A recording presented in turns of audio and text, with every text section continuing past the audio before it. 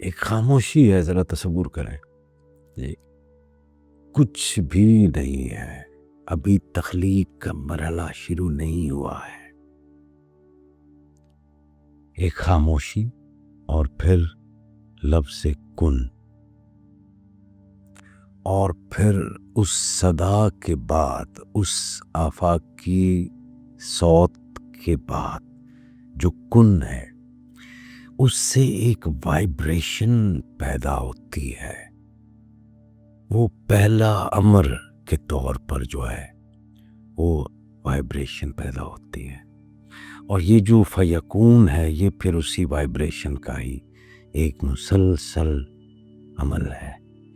تو یہ پہلا وائبریشن، یہ پہلا امر محض ایک صدا تھا، ایسی صدا جو صرف آواز نہیں، وجود کی ابتدا تھی.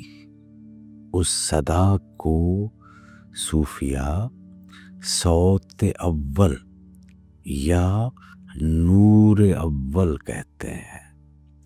اس لوح محفوظ کو کبھی سنسکرت، کبھی عبرانی، کبھی یونانی جی، کبھی آرمائی اور مختلف زبانوں سے ہوتا ہوا کبھی عربی اور کبھی کسی اور زبان میں پڑھا جانا محض تاریخی ضرورت اور زمانی و مکانی تقاضا ہے، اس کے علاوہ کچھ نہیں.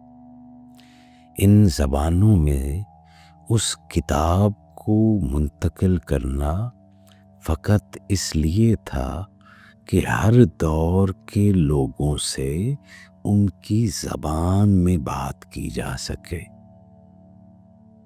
اگرچہ مقدس صحیفے آپس میں جزوی سا اختلافات بھی رکھتے ہیں، مگر حقیقت میں وہ سب ایک ہی سرچشمے ہیں. مجھے تقابل ادیان کیونکہ بطور مضمون پڑھا تو میں بخوبی اس سے جانتا ہوں کہ جزوی اختلافات رکھتے ہیں، مگر حقیقت میں جو ہے یہ سب ایک ہی سرچشمے کی مختلف شعاعیں ہیں. گویا ایک ہی ماں کی بیٹیاں ہیں شاید، اور ہر ایک اپنی انفرادیت میں، مگر اصل میں سب ایک ہیں. تو جس طرح عہد نامہ جدید نے عہد نامہ قدیم کو قبول کیا، اسی طرح قرآن نے بھی اپنے سے پہلے آنے والی کتابوں کو قبول کیا اور جمع کیا. قرآن کا مادہ قاف را الف محض تلاوت یا قرات نہیں بلکہ جمع کرنا بھی ہے. قرآن کی اصل روح یہ ہے کہ وہ تمام سابقہ صحیفوں جتنے بھی اس سے پہلے آیا ہے اور آسمان و زمین کی ساری نشانیوں کو جمع اور ثابت کرتا ہے. یہاں تک کہ قرآن کریم کی ایک ایک سورت کو آیت کہا گیا ہے، اور آیت صرف کلام کی علامت نہیں بلکہ فطرت اور کائنات کی نشانی بھی ہے. حقیقت یہ ہے کہ کتاب فطرت تھی نشانیوں کا ہی ایک مجموعہ ہے، اور ہر نشانی، ہر آیت ایک اسم الہی ہے. تو صاحبو یہ بھی قابل غور ہے کہ عربی حروف کے یا عربی حرف کے 7 مختلف تلفظ ممکن ہے. آپ ان کو مقامات جو ہے وہ بھی کہہ دیتے ہیں، لیکن لہجے بھی جو ہے وہ بھی کہتے ہیں. تو 7 مختلف تلفظ جو ہے وہ ممکن ہے، جو ہر بار مختلف اعراب کی بنا پر بدل جاتے ہیں. قرآن کا اصل نسخہ تورات کی طرح بغیر اعراب کے تھا، یعنی حروف کی آوازیں خود ایک تقدس رکھتی تھی. بعد میں فہم کو آسان بنانے کے لیے اعراب لکھنا جو ہے وہ لازم قرار دیا گیا، اس سے پہلے اعراب نہیں تھے۔ مگر اگر قرآن کو بغیر اعراب کے پڑھا جائے تو اس میں امکانات کا ایک لامتناہی جہاں کھل جاتا ہے۔ اعراب کے بغیر اگر آپ اس کو پڑھتے ہیں تو اتنی زیادہ وہ پاسبلٹیز کا ایک انفینٹ سا ایک آپ کے سامنے جہان کھل جاتا ہے، جو اس پیغام کی ہماگیریت اور آفاقیت کا ایک اشارہ ہے۔ حضور اکرم صلی اللہ علیہ وآلہ وسلم نے فرمایا ساری مخلوق قرآن میں جمع ہے اور سارا قرآن سورہ فاتحہ میں ہے اور سورہ فاتحہ بسم اللہ میں ہے۔ اور صوفیہ نے جی اور بالخصوص مولا علی کرم اللہ وجہہ کے ساتھ بھی یہ منسوب ہے کہ بسم اللہ کے بے کے نیچے نقطے میں سمو دیا گیا ہے۔ حضرت علی کرم اللہ وجہہ الکریم کا مشہور قول ہے کہ میں اس نقطے کا غلام ہوں جو بسم اللہ کی بے کے نیچے ہے۔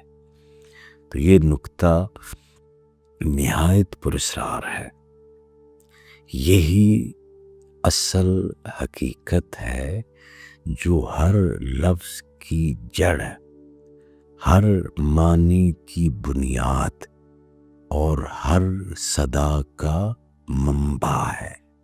صوفیہ اس نقطے کو سر الاسرار کہتے ہیں، یعنی وہ سر جس سے باقی تمام اسرار نکلتے ہیں، وہ راز جس سے باقی سارے راز نکلتے ہیں۔ تو اب آئیے کہ ہم اسماء کی طرف قرآن کے مطابق جو ہے بڑھتے ہیں کہ اللہ تعالیٰ کے 99 اسماء حسنی ہیں اور ہر اسم ایک خاص صدا، ایک خاص نور اور ایک خاص وائبریشن رکھتا ہے۔ یہ اسماء نہ صرف خدا کی صفات کی نمائندگی کرتے ہیں بلکہ انسانی روح کے مختلف پہلوؤں کو بیدار کرنے کا ذریعہ بھی بنتے ہیں۔ حضرت ابن عربی فرماتے ہیں کہ ہر اسم الہی انسان کے وجود میں ایک مخصوص حال، یعنی ہر اسم الہی جو ہے وہ ایک خاص سٹیٹ پیدا کرتا ہے، ایک مخصوص حال یا اس کو پیدا کرتا ہے اور ایک مخصوص تجلی کو بیدار کرتا ہے۔ یعنی ہر اسم، ہر صفت اللہ کی ایک جلوہ گری اور ایک رنگ ہے، اور یہ پوری گفتگو، یہ پورا عرفان اصل میں صوت کی لڑی میں پرویا گیا ہے۔ مثال کے طور پہ الرحمن، الرحمن یہ دل میں بے پناہ رحمت کے جذبات کو ابھارتا ہے۔ العدل یہ انسانی نفس کی جو میزان ہے اس کو متوازن کرتا ہے، اس کو بیلنس میں جو ہے وہ لے کر آتا ہے۔ النور باطن کی تاریکیوں میں روشنی کی لہر بن کر داخل ہوتا ہے۔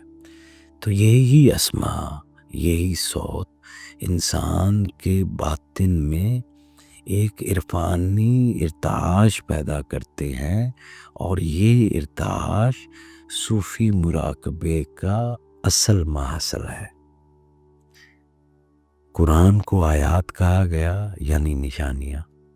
یہ نشانیاں صرف الفاظ نہیں بلکہ ہر آیت ایک کائناتی وائبریشنل کوڈ ہے۔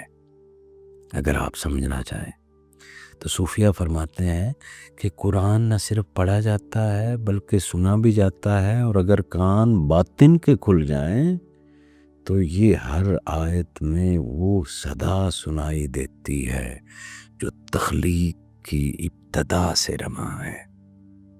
اور یہاں وہ حدیث بھی خوب سے سمجھ آتی ہے کہ ساری مخلوق قرآن میں ہے، سارا قرآن فاتحہ میں ہے، اور سورہ فاتحہ بسم اللہ میں، اور بسم اللہ با میں، اور با کے نیچے ایک نقطہ ہے۔ یعنی نقطہ دراصل وحدت کا وہ مرکز ہے جس سے سب کچھ نکلتا ہے۔ یہ جتنے بھی حروف ہیں یہ نقطے ہی کا تسلسل ہے۔ ایک نقطہ ہے اور اس کا ایک ورٹیکل تسلسل ہے تو وہ الف ہو گیا، وہی نقطہ ہے اور اس کا ایک ہاریزونٹل تسلسل ہے تو وہ با ہو گیا۔ لیکن اب یہ تسلسل جو ہے وہ اتنی تیزی سے ہے کہ آپ کو وہ نقطہ نظر نہیں آتا، پھر آپ کو الف ہی نظر آتا ہے اور آپ کو با ہی نظر جو ہے وہ آتی ہے، کیونکہ تسلسل اتنا تیز ہے۔ تو یہی نقطہ دراصل وحدت کا وہ مرکز ہے جس سے سب کچھ نکلتا ہے اور سب کچھ وہیں لوٹتا ہے۔